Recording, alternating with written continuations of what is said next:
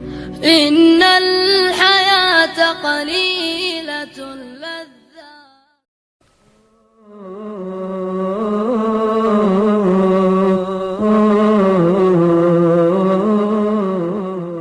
امتحان.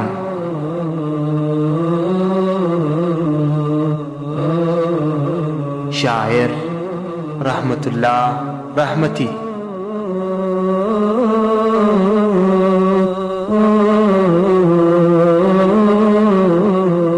په یو کلي کې ښایسته نوراني ځوان و چې د مور دغه یو زوی ور پر پلار ګران و. مور او پلار به ښه نازونه ورکوله، مګر ده یې احسانونه نه منله، خو پر ده یې تش خبرې غمېدلې، که به پلار که به یې مور ورته کولې. یو ورځ یې چای څښلې چې سهار و، یو له بله یې په مینه ډک بانډار و چې د خونې مخ ته تېر یو تور کارګه سو.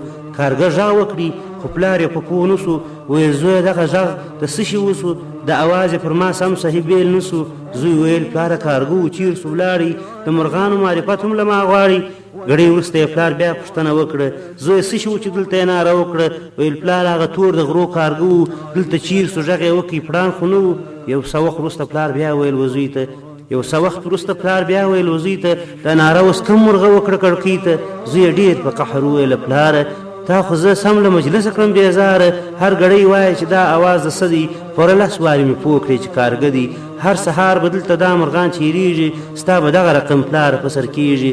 ستا د سر ماغزه خراب شي چې ګډېږي، زه جواب درکړم خو ته نه په پوهېږې.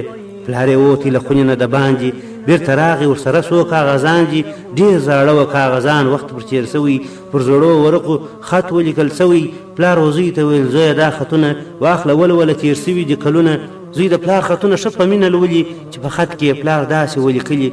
دا د 1950 سنه سوه، د کوچني بچي مې 3 کاله پوره سوه. شکر اوس کوي له ما سره خبرې، خو پر ما لګېږي ښه لکه شکرې. نو په 50 سنه کې به شاجي وي، د بچي به مې هغه ورځ سنتي وي. خبرومه به چې هر څه قریبان دي، ښایسته شاجي به جوړ کړم پر باندې.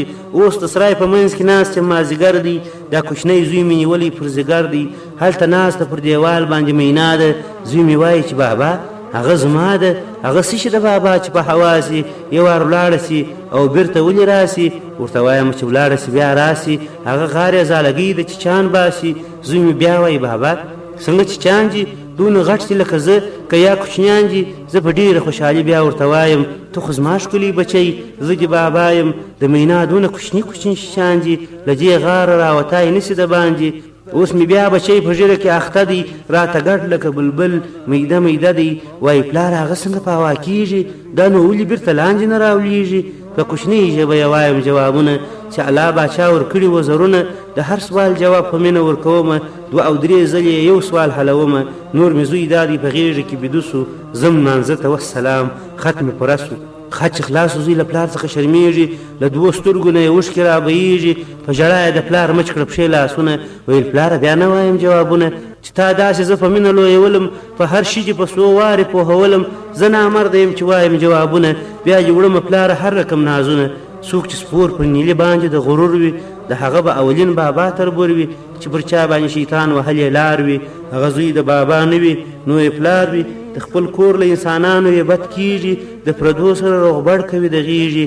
کله چا نه خپله مور او پلار ازار وي، نو هغه به هم پر 2 جهان خوار وي. که چا یوړله د مور او پلار اهونه، پر هغه سړي حرام دي جنتونه. قبرك بالياسمين